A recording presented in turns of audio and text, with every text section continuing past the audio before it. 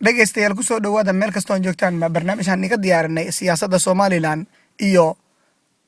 aragtida ay ka qabaan aqoonyahanada ka soo jeeda gobolada Awdal Salal iyo Gabiley. barnaamijkan oo caawa inoogu martay yihiin Dr. Aadan Ibrahim Aadan Cadde, Professor Ahmed Cumar iyo Maxamed Jaamac. Dr. Ibrahim waxaad ku sugan tahay Imaaraadka Carabta, wafdi uu madaxweyne Siiraayo hogaaminaya ayaa isna xaga ku sugan. bal aragtidaada adoo soo koobaya wax ma nooga sheegi kartaa? ugu yeeray ama Imaaraadka ugu yeeray inay nimanka ay yihiin matalin gobolada waqooyi shanta gobolada waqooyiga ama gobolada waqooyi shanta laba gobol oo aduunka oo musawiyo gobol ay مثلا leeyahay dana kale xitaa gobolada kale ayaan leeyahay marka shaar buu iska gashaday aan lahayn umada reer uu sheegay markuu ka soo degay herbada uu horan doona qamiyada Soomaaliland waa islaamkeedu baa iska horan doona isagoo doonaya inuu ku awqacsado umada uu beentana u sheegayo shan iyo labaatan sanadood gidaarka ku odnayd ee dumarka iyo caruurta iyo ilmaanada nootuma ee umada wax kala sida dadkii ka baxday ee caruurtii badaha ku dhamaadeen ee aan lahayn wax la jiraaya oo ama waxbarasho oo aan jirin in ma koob iyo 20 jirka ama 20 jirkii maanta waqooyiga Soomaaliya uu martay sidii wax loo dhaco sidii wax loo dilo sidii siyaasada loo xamo sidii cashada loo isticmaalo maalinta ka dambaysa si baabaya ummadda iyada oo ogolaan mayno inay darxuma aynkaas ku sii jiraan oo ay halka ka sii socdaan oo ay ku baabaan dalbay wala dhisi karaa ummadda Soomaaliyeed waa mid ummadda Soomaaliyeed waa ay muqaddasa laakiin dawladda Muqdisho waxa leeyahay in shan ay qabiilka kale ku beegayaan ee ummadda Soomaaliyeed waqooyiga Soomaaliya oo dhan ay afduubayaan inay ka daayaan oo ay meel walba doonida looga fadhiistaan haddii la doonayo inay dhacdo midnimada Soomaaliyeed haddii kala wax midnimada Soomaaliyeed oo meesha ka iman karayaan ma jirto ayaan leeyahay Ali Farax han kugu soo noqdo Ibrahim hadda hanu gudbo dhinaca North America. Professor Ahmed Cumar waxa tahay aqoonyahan ka soo jeeda gobolada Awdal Salal iyo Gabiley. waxaan rabnaa caawa barnaamijkeena in aad adiguna wax nooga taataabatid aragtidaada ku aadan xaaladda siyaasadeed ee Soomaaliland. in loo yeelo ay Soomaaliya u tagaan in loo yeelo oo loo ogolaado Somaliland intay haystaan oo dhan iyagoo hogaaminaya in loo yeero oona cidna laga reebin sidaas awgeed kaliya ayaan ku tagi karnaa Soomaaliya ayaa ka soo baxaysa markaa xafiiska odayaal Siiraayo la yiraahdo taana uma anfacdo ummadda reer Awdal amba ummadda reer waqooyiga dhammaantoodba wuxuu anfaca maaha waayo warar gidaar lala dhuunto oo ummadda laga qariyay waxba ma anfacdo waqtigan maantana ummadda Soomaaliyeed amba adduunyadu waxay gaarday in warka transparent uu noqdo amba wax la wada og yahay oo ummadda laga qancin karo oo la hordhigi karo baytaay ta kale iluusan yihiin waxa weeyaan dawlad Soomaaliyeed baa jirtay dawladdii Soomaaliyeed ugu dambeysay waxay ka tagtay dalka Soomaaliya 18 gobol dastuurka dalka Soomaaliyeed maanta u yaalaana wuxuu ansixinayaa inay Soomaaliya tahay 18 gobol marka maadaama ay dastuurka dalka Soomaaliyeed dhigayo 18 gobol Soomaali kala tagaysaana ayna jirin oo ina sharciga waafaqsanayn inuu qofku yiraahdo waan iska gudbi in dastuurka la dhowro oo ummad walba iyo gobol walba xaqiisa iyo masiirkiisa isagu u yeesho ummadda Soomaaliyeed dhammaan u haboon anagu hadaan reer Awdal nahayna gobolka annaga leh taladiisana annaga leh wax gidaar lagu heshiiyo oo la qarsadaa oo beeli warataa ma soconayso nana anfici mayso taladayadana annaga iskale masiirkayagana annaga iskale quruxdayadana annaga iskale talada gobolka Awdal annaga inaga go'aadaan reer Awdalna cid kale kama goodo cid kalena ma faragelin karto shuruucda ummadda Soomaaliyeed u dhaxaysana waan ixtiraamayna dawladda federaalka Soomaaliyeedna waxaan leenahay inay ixtiraamto dastuurka iyo iyo rabitaanka ummadda Soomaaliyeed dhammaantood oo gobol 18 gobol inay ixtiraamto dastuurka hor yaala in jeclaysi iyo isgarabaysi midna laguma wado waayo waxaas wixii Soomaaliya burburiyay way 60kii dawladii inoo dhalatay madaxa ururiyay taana Soomaali waa ka daashay diyaarno uma aha maanta waxaynu joognaa waqti aan Soomaali ay iscalool xaalato oo is ogolaato oo si cad loo wada hadlo oo waxba la qaraqarsan sidaasay dawladdu ku jirta laakiin in beel la iska jeclaado oo beel uun had iyo jeer la kuulkuuliyo beeshu dadka kama weyna ummadda Soomaaliyeedna kama fiicna marka haddii Soomaalinimadii iyo wadajirkii Soomaaliyeed ay loo diyaar yahay waxa weeyaan qof kasta oo Soomaaliya qof gobol kasta oo Soomaaliyeed in sidiisa loo tixgeliyo lana wada tashado ummad walba masiirkeeda gobol walba iyaga iskale masiirkaana iyaga yaqaan dantooda in loo dhaafaa wanaagsan marka wararkaas oo baxaya lagu gorgortamayo UN-ka iyagana waxaan leenahay UN-ku inay ka waantoobaan inay cid garabiyaan amba cid ku sasabaan taas waayo sharciga qasbi karo ummad kasta iyo dastuurka mana guuri karo ninka sheegaya meelna ma mari karo waayo international law ma waafaqsana inuu cid wax la yeesho uu iska dhaqaaqo marka in sharciyaasha la dhowro haddii Soomaali la yahay iyo haddii community international community yihiin amba hay'adaha caalamiga inay dhowraan wanaagga ummadda Soomaaliyeed laga shaqeeyo baa kulli qabnaa ummadda Soomaaliyeed amba reer awdalna waan ugu digaynaa in arrinka ay gacanta dabinka ku dhacaan inay iska ilaaliyaan kana fuujignaadaan danahooda ilaashadaan Axmed Cumar hadda maamulka Soomaaliland wuxuu sheegaa in Somaliland maartana ama maamulkaasi ba lagu soo dhisay gobolka Awdal hadda ma waxaad leedahay waxa jira in maartana gogortan ay maartana beesha dhexe ay ku jirto oo ay iyadu ay rabto in ay kula gogorto dawladda Soomaaliya mise waxaad leedahay waa maamulkii lagu soo dhisay gobolka Awdal Awdalna ay maartana hooyada ay u hayda ama maartana xaqaba ay ka soo ambaqaadeen ayaad leedahay kuma jira miyaad leedahay hadda oo beeshaasi dhexe u maartana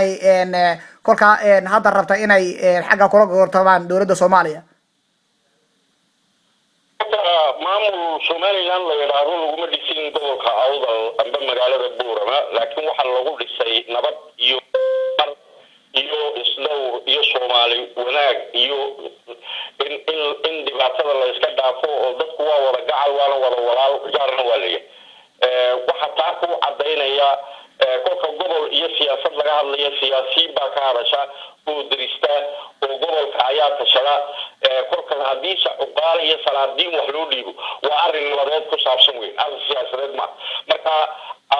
ma jirto wax Somaliland la yiraahdo oo siyaasada oo gobola amba dawladda sheegan kara oo lagu sameeyay awda waayo waa wax sharcigu diidi karo oo sharciga waafaqsanayn waayo lama sheegi karo meel intay reer Awdal ku shireen oo ku go'aansadeen in wax Somaliland la yiraahdo la sameeyo dabadeedna ay u tageen nimanka beesha dhexe jaarka nahay la isku tagay oo isku darsaday la keeni maayo sharci cadna maaha wax miiska la keeni karo oo lagu doodi karana ma haddii dhinaca kale loo dhigana dawlad Soomaaliyeed baan ka mid ahayn la iskama guri karo oo la iskama tiri karo waayo sharcigu waxa weeyaan ummad baad wada lahaydeen ummadda inaad u tagto oo ka codsato in la go'o oo iyagu ay ansixiyaan oo dawladda Soomaaliyeed wax wada lahaydeen baa mas'uuliyadda iskale rabitaanka shacbiga reer waqooyigu waxa ay rabaan in iyadu meel mariso marka shacbiga reer waqooyi galbeed amba gobolada waqooyi intuu kolka laga reebo beesha dhexe waxa wada iyaga ku dhawda shacbigooda cudurka ma qaadin oo ciduma cudeynin oo cidma ansixinin oo wax siyaasadeed kuma jirin laakiin salaadiin iyo nabadoono ayaa isku yimiday iyagu hadday ku siyaasiin ahaayeen oo khaayinnimo iyo luguyo iyo waxaan jirin ay inay abuuraan rabeen oo taay ku socdaan oo cada baajir haddana iyaga iyagu egtaayo meel kastoo loo baxayo beesha Awdal kuma jirto waxay hogaaminaya beelaha dhexe inta ay ka kooban yihiin baa is urursada marka waxay iyagu leeyihiin baa rabaan marka annaguna kuma haysano dhulka intay leeyihiin hadday la soconayaan marayaan hadday la marayaan laakiin ummadda soomaaliyeed ma afduubi karaan waxayna ummadda soomaaliyeed rabin amba reer awdalba rabin ama ummadda faraha badan leh waqooyiga degani ayna rabin cidna kuma jujuubi karto kumana qasbi karto masiir qabiilna ma raaci karto waayo qarannimada iyo qabiilku waa kala laba ummadda soomaaliyeed qaran bay ahayd qarankaas baa la tixgelin qarankaas baana u baahan inuu ummadiisii isku keeno uu isagu sharciga sidii lagu heshiiyey tixgeliyo uu isagu abaabulo oo ummadda soomaaliyeed sidaa ku dawoodo ummadda masiirkeega in lagu ciyaaro oo cid loo daba fadhiisto ma aha in la idin khaayimo oo marar soomaaliyeed dusha laydinka huwiyo hoostana qabiil iyo wax kale laga wadaana idinma anfacayso markaa inaad u fiirsataan ood u foojignaataan oo wax cad oo transparent leh oo cid walba iska dhex arki karto oo run ah oo miiska layskula yimaado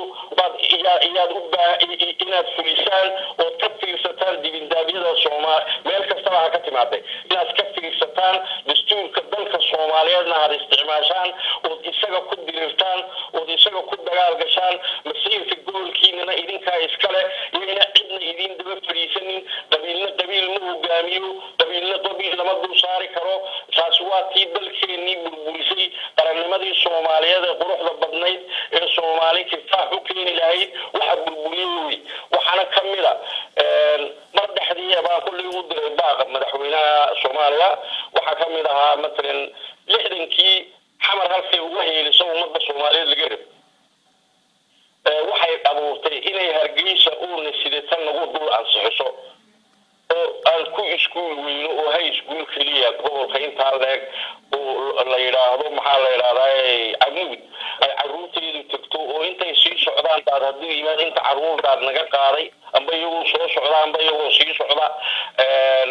ilaahun baa qiyaasi kara marka dulmigii oo kale miyay xamar ansixin doontaa ay ku ansixin doontaa ummadda soomaaliya mise waxay noqon doontaa caasimad cadaaladda iyo sharciga dhowrta oo soomaalinimada dhowrta oo qarannimada dhowrta oo tuulo hadduu joogana shaksiga soomaaliyeed dhowrta oo ummad walba masiirkeega iyadu waxay la timaado wax kala qaban ma taasay noqon doontaa marka taa inay noqotaan rajaynaynaa ummadda soomaaliyeed dowladda soomaaliyeed ee xamar joogtaa awdalna inay tiradeeda iyo danteeda ku fikirto oo ilaashato waayo cid kale kugu qaban mayso wasalaamu calaykum intaas baan oran lahaa maxamed jaamacad waxaad ku sugan tahay dalka UK waxaan rabnaa caawa barnaamijkeena in aad adiguna aad wax nooga taataabatid aragtidaada ku aadan xaaladda siyaasadeed ee Soomaaliland maamulka madaxweyne Siiraanye iyo maamulkiisa Hargeysa waxay inoo muuqata inuuna qusaynin labada beelood ee kale amba saddexda beelood ee kale markaynu ka hadlayno marka waxa inoo muhiima oo leeyahay ummadda Soomaaliyeed amba madaxweyne xasan sheekh maxamuud iyo maamulkiisaba waxaan u sheegayaa dastuurkii qoraalka ahaa wuxuu ahaa federaalkuna ma ahayn in reer matalo ee waxay in state walba amba region walba sidiisa loola dhiingareeyo laganana hadlo danihiisa iyo midnimada iyo sharaf maamulka madaxweyne Siiraanye iyo maamulkiisa Hargeysa waxay inoo muuqata inuuna qusaynin labada beelood ee kale amba saddexda beelood ee kale markaynu ka hadlayno marka waxa inoo muhiima oo leeyahay ummadda Soomaaliyeed amba madaxweyne xasan sheekh maxamuud iyo maamulkiisaba waxaan u sheegayaa dastuurkii qoraalka ahaa wuxuu ahaa federaalkuna ma ahayn in reer matalo ee waxay in state walba amba region walba sidiisa loola dhiingareeyo laganana hadlo danihiisa iyo midnimada iyo sharaftii ummadda Soomaaliyeed la soo celiyo safarkan markaa u dambeeya baaqayga u dambeeya u muhiimsan waxaan u gudbinayaa ummadda ka soo jeeda awdal sanal iyo gabiilay waxa inoo in hoggaankaasi wato masayrkii ummadda reer awdal iyo sanal iyo gabiilay inuu yidhaahdo aniga ayaa ka mas-uula maxaa haddaba innaga inoo ballana waxa inoo ballan ah inaynu kala hortagno oynu muujino inaynu nahay ummad jirto ka gooni ah maamulka beesha dhexe ay wadato kana tirsan maamulka Soomaaliyeed ee federaalka ee Soomaaliyeed marka wuxuu muujin doonaa marka uu soo laabto maamulka madaxweyne Siiraanye Hargeysa inuu ku barbartamayo uu tusayo caalamka iyo hay'adaha internationalka uu leeyahay waxaan ka taniyaa deegaanadani sida badana uu keeni doono maamulada iyo gobolada awdal sanad iyo geliyay war maxaa hadaba inaga inoo ballano waxaynu muujinaynaa ha noqoto dagaal ha noqoto inay banaanba waxaynu muujinaynaa inaynaan ka tirsanayn maamulka siiraanyo oo aynu u madax bannaanahay deegaankeena kana mid nahay ummadda federaalka soomaaliyeed wasalaamu calaykum